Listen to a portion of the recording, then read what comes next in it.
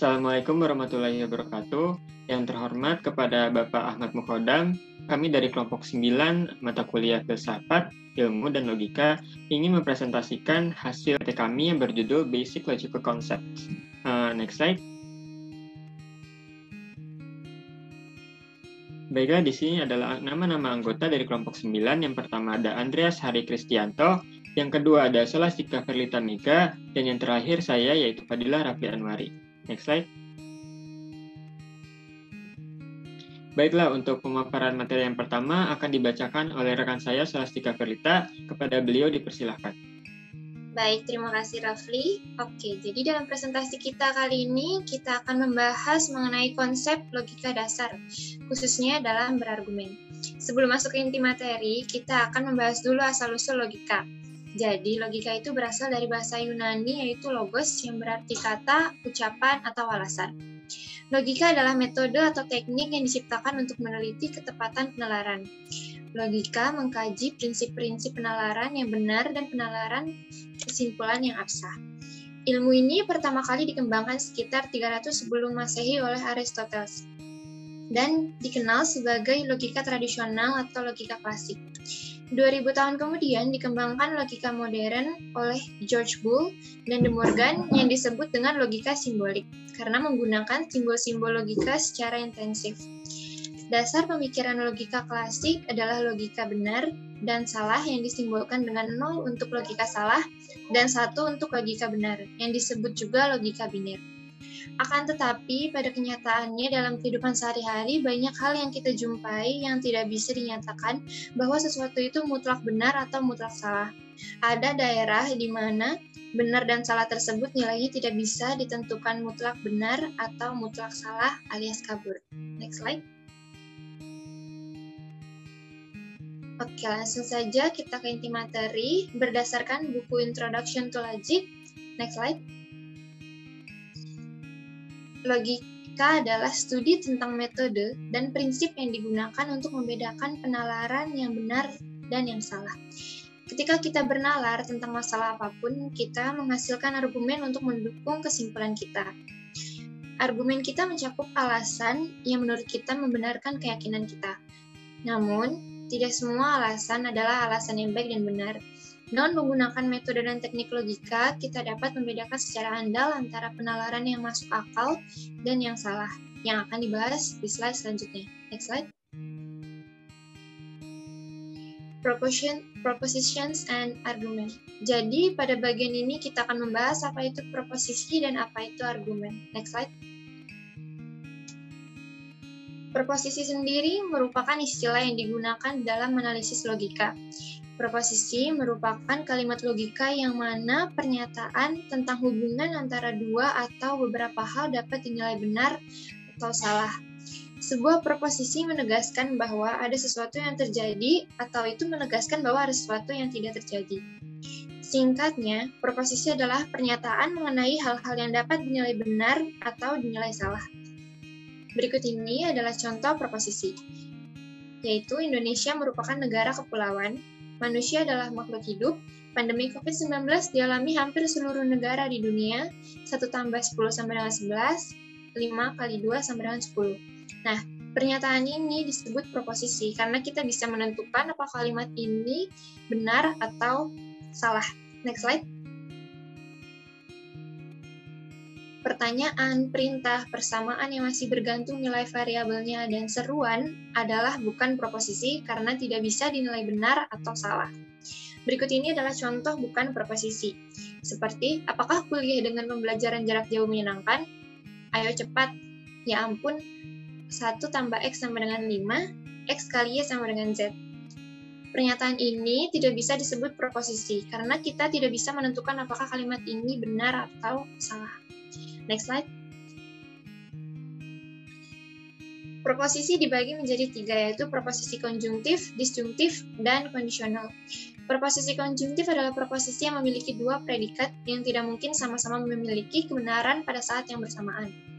Proposisi ini biasanya ditandai dengan kata tidak mungkin, tidak bisa, sekaligus, dan juga dan. Nah, contohnya, Andre tidak bisa bermain catur dan pingpong bersamaan. Jadi maksudnya seperti ini. Kalau Andre sedang bermain catur, berarti dia tidak bisa bermain pingpong di waktu yang sama. Seperti itu. Kemudian proposisi disjungtif. Proposisi ini mengandung kemungkinan-kemungkinan atau pilihan-pilihan. Proposisi disjungtif biasanya ditandai dengan kata atau. Contohnya, Andre atau Andri yang tidak jujur. Nah, kedua kemungkinan ini tidak dapat sama-sama benar, dan dua kemungkinan ini hanya satu yang benar. Jika kemungkinan yang satu benar, maka kemungkinan yang lain pasti salah. Dan yang terakhir, posisi kondisional. Ini adalah proposisi yang menyatakan suatu kondisi hubungan ketergantungan antara dua proposisi. Hubungan tersebut menunjukkan bahwa proposisi yang satu pasti mengikuti proposisi yang lainnya, karena adanya suatu kondisi tertentu. Artinya, bila syarat terpenuhi, maka kebenaran terjadi. Sebaliknya, jika syarat tidak terpenuhi, maka kebenaran tidak akan terjadi. Suatu proposisi kondisional ini biasanya ditandai dengan kata jika maka, kalau maka, bila maka, apabila maka, andai kata maka. Nah, contohnya, jika hujan turun, maka jalan menjadi basah. Biasanya kata maka itu dihilangkan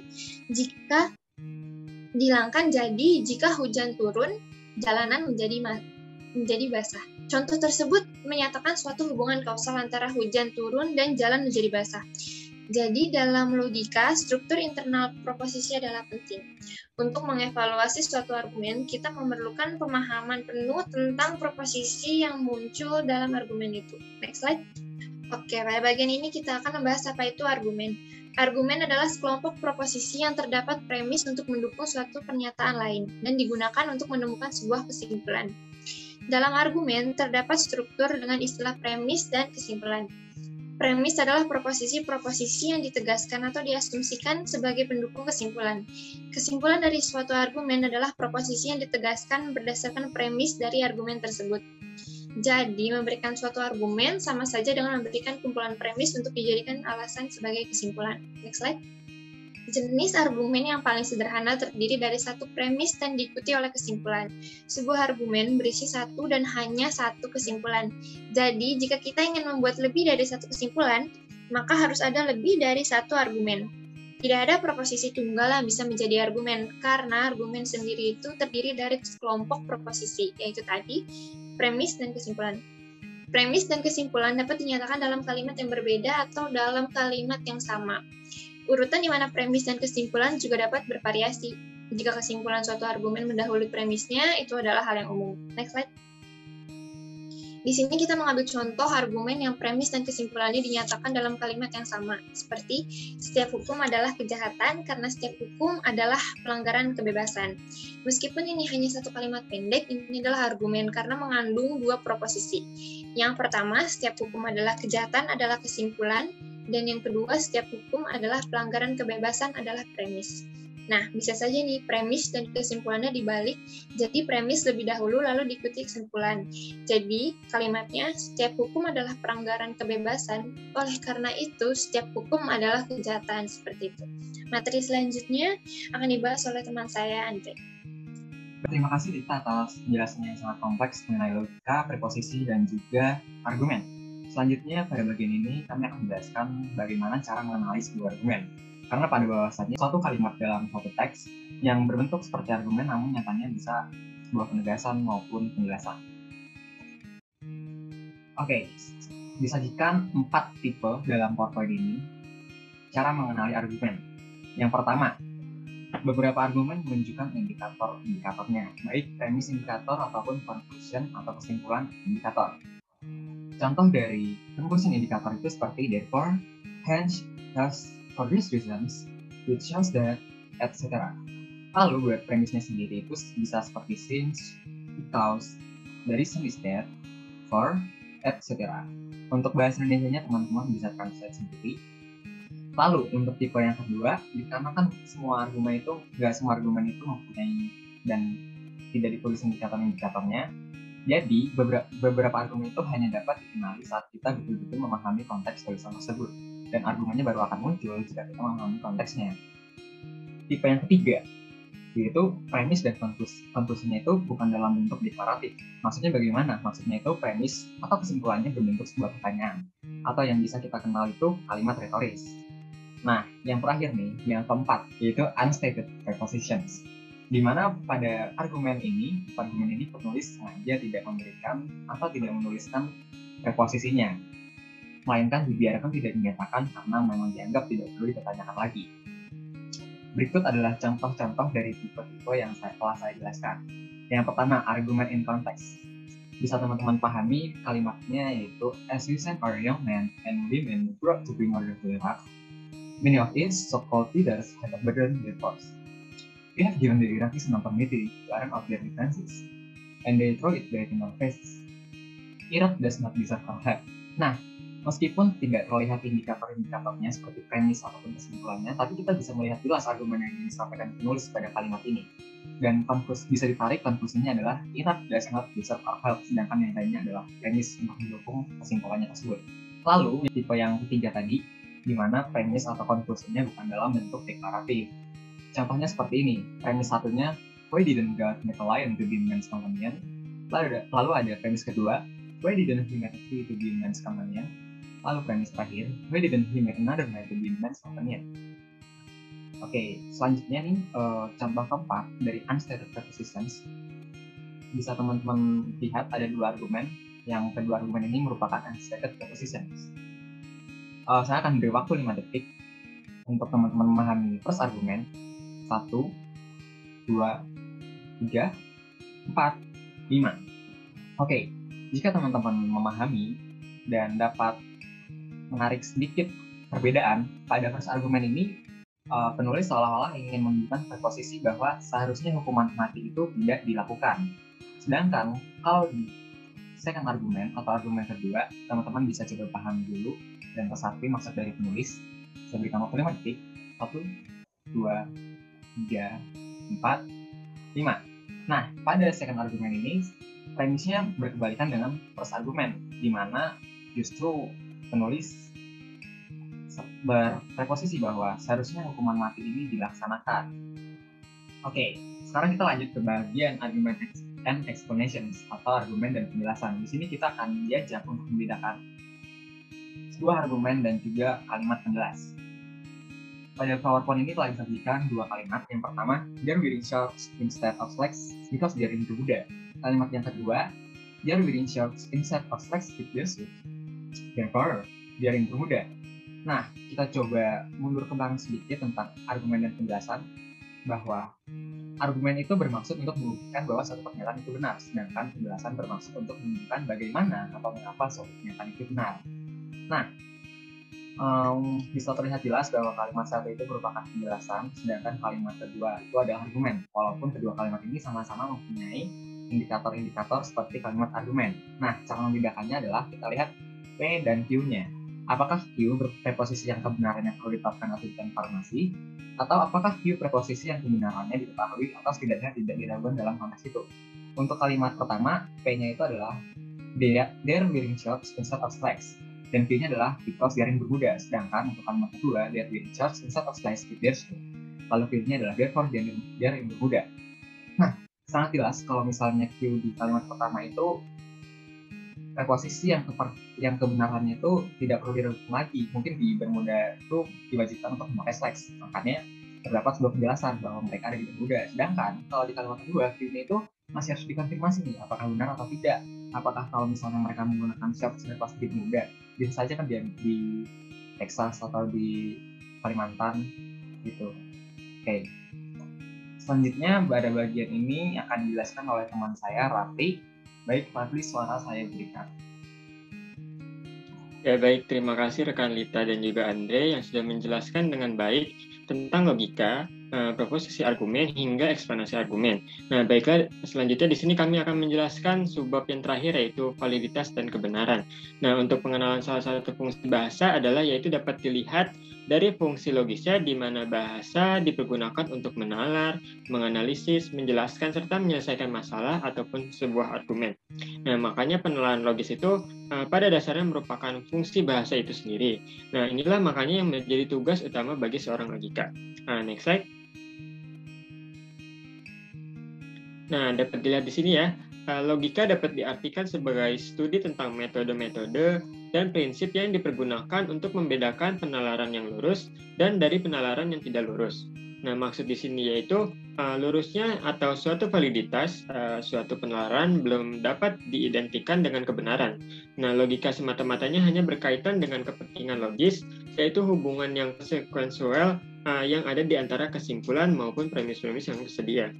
Next slide. Nah, dapat dilihat di sini juga terdapat beberapa definisi mengenai logika itu sendiri. Dapat dilihat logika secara lain yaitu adalah ilmu pengetahuan dan keterampilan untuk berpikir secara lurus. Jadi pertama-tamanya itu logika berhubungan erat dengan kegiatan berpikir, namun bukan hanya sekadar berpikir gitu, sebagaimana merupakan kodrat seorang manusia yaitu secara rasional dapat berpikir dengan baik, melainkan juga berpikir yang lurus yang sudah saya jelaskan tadi. Yang dimasukkan di sini adalah bahwa logika merupakan membahas gitu sebuah jalan pikiran atas dasar patokan ataupun hukum-hukum pemikiran sehingga dapat menghindarkan kita dari kesalahan ataupun kesesatan dalam berpikir.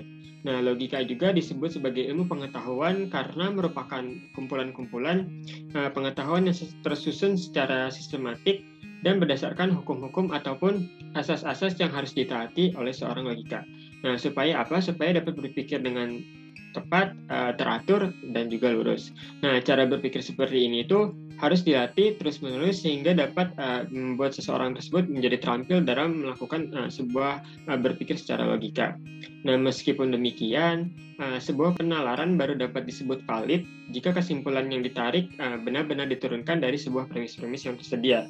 Nah, yang dimaksud dari premis itu adalah datanya atau sebuah bukti yang memiliki dasar atau pemikiran yang benar-benar terjamin sebagai kesimpulan. Nah, adapun yang dimaksud dengan kesimpulan tadi adalah pernyataan yang dihasilkan sesuai dengan premis-premis yang tersedia dan berhubungan secara logis, yaitu dengan pernyataan tersebut. Oleh karena itu, logika juga membesarkan perhatiannya pada bentuk-bentuk penalaran, validitas penalaran, dan juga tanpa memandang apakah premis-premis yang ada itu sesuai dengan fakta di dalam seorang hidup itu atau pengalaman sehari-hari ataupun tidak. Nah, logika juga tidak menyinggung kebenaran yang terdapat dalam premis-premis. Bahkan juga logika juga tidak berhubungan dengan aktualitas fakta yang dalam artian itu real ataupun fiktif gitu. Nah, next slide. Nah, bisa dilihat ya di sini beberapa contoh bagaimana sih cara menerapkan premis-premis tersebut ke dalam sebuah kesimpulan. Di sini bisa dilihat terdapat 3 contoh. Dan yang pertama itu adalah premis pertama, ayam suka bernyanyi. Yang premis kedua, bernyanyi itu menghibur hati. Dan yang kesimpulannya itu jadi, ayam suka menghibur hati. Nah, pada contoh pertama ini penalarannya itu valid. Kenapa? Namun kesimpulannya itu salah. Mengapa? Karena penalaran tersebut itu valid sebab kesimpulannya itu diturunkan dari premis yang tersedia. Namun kesimpulannya juga salah sebab baik premis maupun kesimpulannya tidak sesuai dengan faktanya. Dengan kata lain, jelas bahwa kekeliruan pemikiran tersebut terletak pada tidak adanya korespondensi antara pernyataan maupun faktanya. Nah, yang kedua itu premis pertama berbunyi semua anjing mempunyai ekor, premis kedua berbunyi semua kucing mempunyai ekor, dan kesimpulannya itu adalah jadi anjing dan kucing itu tidak ada bedanya. Nah, pada contoh ini, antara premis dan kesimpulannya itu tidak terdapat hubungan yang konsekuensial. Kesimpulan yang terbentuk juga hanya menyinggung tentang fakta lain, yaitu tentang perbedaan antara dua hal. Dengan kata lain, premis-premis tersebut itu tidak menentukan sebuah kesimpulan yang tepat. Nah, menurut faktanya juga kan, di antara anjing dan kucing juga terdapat satu ciri khas yang berlaku umum ya, yaitu mempunyai ekor. Sama-sama, jadi anjing dan kucing juga sama-sama punya ekor, dan meskipun demikian juga tidak dapat langsung dapat memberikan kesimpulan gitu bahwasannya semua anjing identik dengan semua kucing. Nah, karena mungkin memang sama-sama mempunyai ekor, tetapi itu juga tidak termasuk identik. Dan faktanya juga kedua jenis hewan tersebut masing-masing memiliki ciri khas, namun juga tidak berlaku umum bagi keduanya. Nah, yang contohnya yang terakhir itu adalah yang tabel terakhir. Premis pertama, Pedro mencintai Ioana. Premis kedua, semua kucing mempunyai ekor. Dan yang kesimpulannya itu adalah oleh karenanya Ioana menyukai Pedro. Nah, dapat dilihat dari contoh di atas, dapat kita simpulkan gitu bahwa logika itu, terutama yang berhubungan dengan validitas ataupun lurusnya penalaran itu, sasaran logikanya adalah mengenai bagaimana si seseorang tersebut itu melakukan pembuktian kebenaran gitu, baik dari segi bentuk validitas maupun materinya atau kebenaran sebuah logika itu. Nah, maka sebuah argumen ataupun penalaran baru bisa disebut logis jika argumen atau penalaran valid itu sekaligus dapat dibuktikan, sekaligus benar dan juga tidak hanya bersifat fiktif gitu. Next slide. Kami menyimpulkan gitu kaitannya dengan ilmu pengetahuan. Jadi logika merupakan suatu keharusan, tidak ada pengetahuan yang tidak didasarkan suatu logika. Nah, ilmu pengetahuan tanpa logika itu tidak akan pernah mencapai kebenaran ilmiah. Aristoteles sendiri mengatakan bahwa logika benar-benar merupakan alat bagi seluruh pengetahuan atau episteme. Nah, karena itu logika adalah ilmu bantu terhadap ilmu-ilmu positif. Karena apa? Karena tidak akan pernah mencapai suatu kebenaran ilmiah jika tidak didasarkan oleh sebuah logika. Oleh karena itu, logika adalah kunci untuk membuka semua pintu masuk berbagai disiplin ilmu pengetahuan yang baik dan benar. Next slide. Nah, baiklah di sini beberapa sumber ataupun artikel yang kelompok 9 telah mengambil. Yang pertama itu dari Introductions of Philosophy and Science as Epistemology and Metaphysics dari James Lediman tentang Understanding Philosophy of Science. Dan yang kedua ada Purwadi SH tahun 2017 mengenai logika, validitas, dan kebenaran. Next slide. Nah, baik, sekian dari kelompok kami, yaitu kelompok 9. Kami mengucapkan terima kasih banyak kepada Pak Ahmad Mukhodam atas waktu dan kesempatannya. Sekian dari kelompok kami. Wassalamualaikum warahmatullahi wabarakatuh.